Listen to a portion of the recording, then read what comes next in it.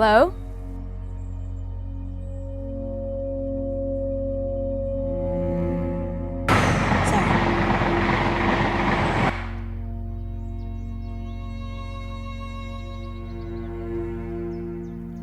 You only have to talk about what you're comfortable with. He says I'm comfortable. Look, are you sure there's no one I can call for you? I don't mind.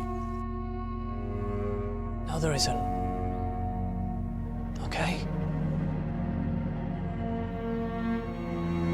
I'm sorry, this isn't for me. Who the fuck do you think you are? I can only help you, Sarah, if you tell me what you need.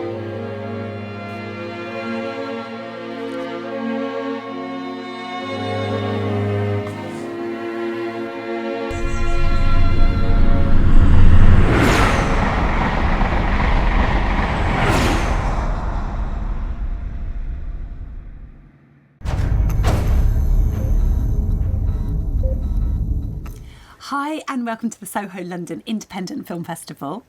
I am Liz Farrar-Hardy and I'm really delighted today to be joined by an absolutely incredible brand new director, Zoe Broad, who wrote and directed Parallels. And I have to be honest, all of us went, no, she can't be a student. No, this can't be a student film. No, this isn't her debut. Well done. You did an amazing job. What a beautiful, brilliant film. Thank you. Yeah, no, it was a student film. It was really, a challenging experience. But yeah, the crew did an amazing job. I think, so lucky to work with such an amazing team.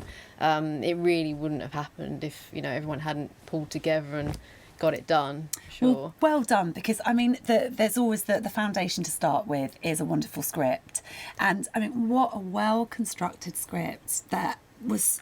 So brave to do, because there was a lot going on. It was a very challenging way of shooting. You didn't go for something simple, but you pulled it off. It's so smooth.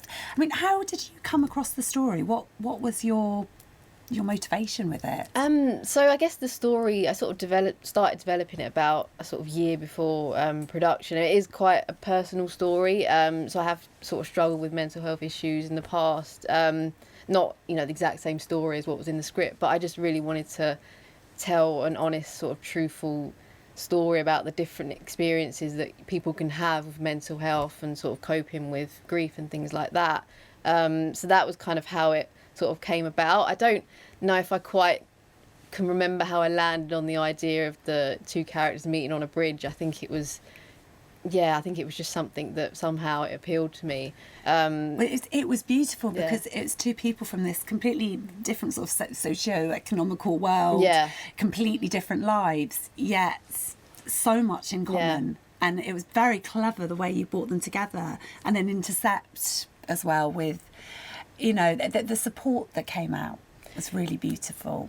Yeah, I think that, obviously, they're quite different characters, and I think, that is something I definitely wanted to show, is the different experiences people have with mental health care through different social economic backgrounds. Obviously the main character, Sarah, is very not very well to do, but quite well off background, can afford the therapy, whereas, the other character, Sean, can't.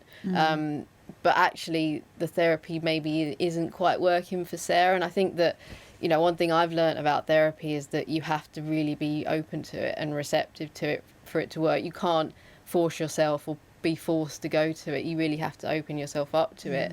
And I think that in her position, maybe she hasn't been quite ready to open herself up to talk about her experiences, but somehow meeting this, random stranger who's in a situation where he's, contemplating suicide, that somehow for her, it opens up, it enables her to open up and, talk about those emotions.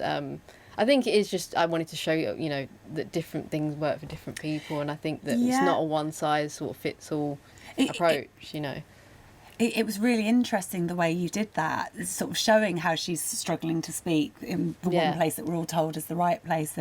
But I have to say as well, like the counselling scenes were brilliant. They were so insightful. Did you get guidance with how to do that, or was that from your own experience? Not really, no. The co-writer, Ollie, his mum's a therapist, but I mean, we maybe didn't make use of her as much as we maybe could have, to be fair. But yeah, I mean, obviously I have, some experience with therapy, and it was, I guess, yeah, I did sort of mind a little bit my own experience. But I mean, one thing I would say, we didn't really include it in the film, but we did a lot of improv with the two actresses on the day. So we actually improvised. Obviously, in the film, the scene is cut up, and there's parts that are missing, and you sort of jump back and forth. But we did do improvise quite a lot of the gaps in between. So I don't know if maybe that added to the sense of authenticity, that we did actually play it out in some ways like an actual therapy scene. Maybe that helped. Because I was going to ask you about this, how you worked with the actors, because you really did get some incredible performances out of them. Yeah, I mean, I think that's probably the thing that I'm sort of most proud of the film is, the performances. I mean, obviously everyone, did an incredible job, but I think that, the actors and actresses really elevated it to another level. Particularly I think the lead, Nicole, plays Sarah. I think that the story really resonated with her, or the character really resonated with her. I think she said to me during production, when she sort of read the character biography, she's like, this is sort of me, this is I really resonate with this. So to find, an actress who says that about a character, it's quite, I think we were so lucky to sort of find her in some ways. But yeah, all of them were really fantastic, I think. Yeah. And I mean, you explored so much, because it wasn't just grief, it was self-worth, wasn't it, that you were exploring, which doesn't get always talked about. Absolutely. I think that, I think self-worth, or a lack of self-worth, or self-respect, can really contribute to a lot of, I think, mental health issues. I think if you don't feel like, or if you spent a lot of your life not really being listened to, or having your emotions and your feelings overlooked, I think that can very much lead to a sense of, or a lack of self-worth within a person. I think particularly you do notice that with Sean, particularly, I think. Yeah. That he just doesn't seem to feel like he is in some ways worth, getting help, or, receiving help. I think, definitely that is something that unfortunately is probably at the heart of a lot of mental health issues. Absolutely. Yeah, God. And I mean, who is this film for? Who do you hope will see it, and what is your goals for it? I mean, I guess, like I said, it did sort of come out of my own experiences, of mental health. And I think that, I just wanted to sort of create something that will hopefully make people feel heard, and, realise that it's okay to sort of talk about those sort of things. And it is not easy, but there is help out there, but I guess it's, somehow you've got to find that thing that works for you, and you've got to find that, sense of self-worth. You've got to find, a reason in some ways to get help. But it is difficult, but I guess I just sort of hope that someone will see it and think, okay, maybe I just resonate with it. I think maybe, resonate with some of the feelings and things they're going through, and think, okay, maybe I can get help, and there is help out there. And I have to say, it's for a film that's dealing with, really quite heavy sort of subject matter, it's really hopeful. It does feel positive. It does feel something where it's not just going, oh, this is all bad. It's quite uplifting, actually. It's very touching, the relationship that's built as well. I mean, no, I'm glad you said that, because that is kind of what I was trying to do with the ending. I mean, the ending actually did change quite a bit from script production to the final film.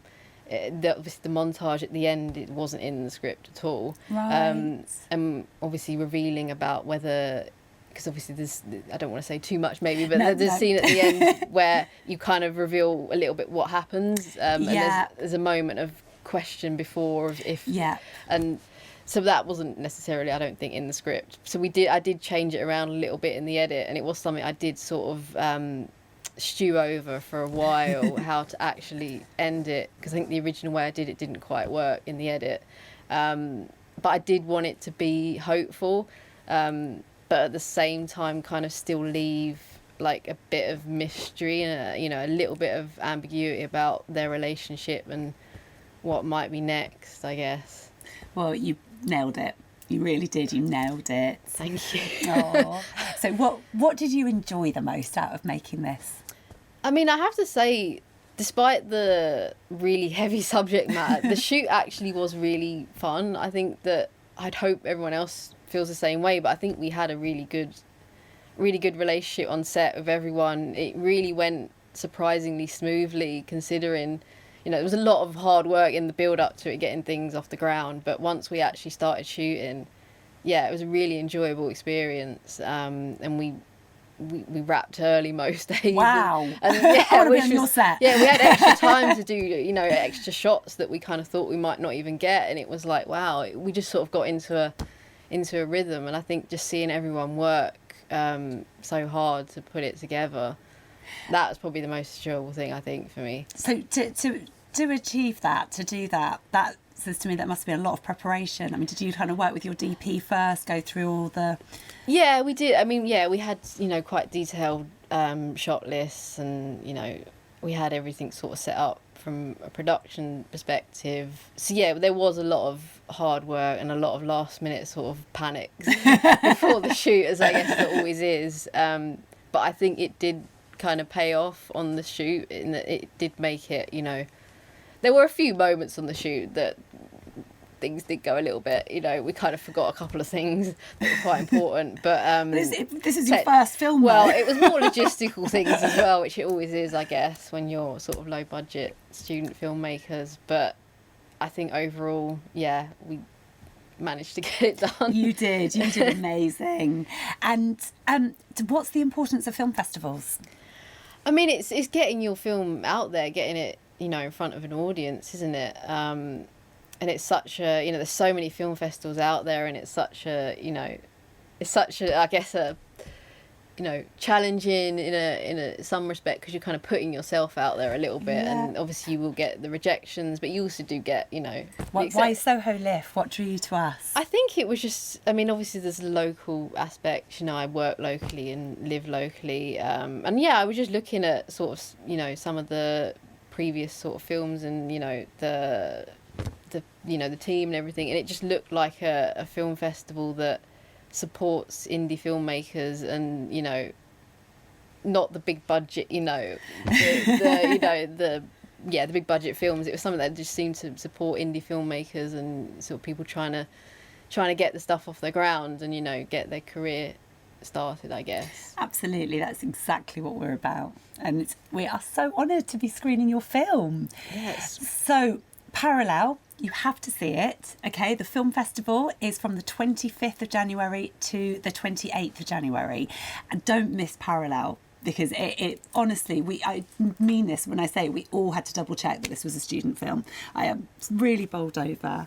You've done an incredible job, so thank you. No, thank you. I'm looking forward to seeing the screening. Yes. Really excited. Yes, in a lovely cinema. Yeah. Yes, yep. So amazing. Thank you. Thank you. Make sure you see it.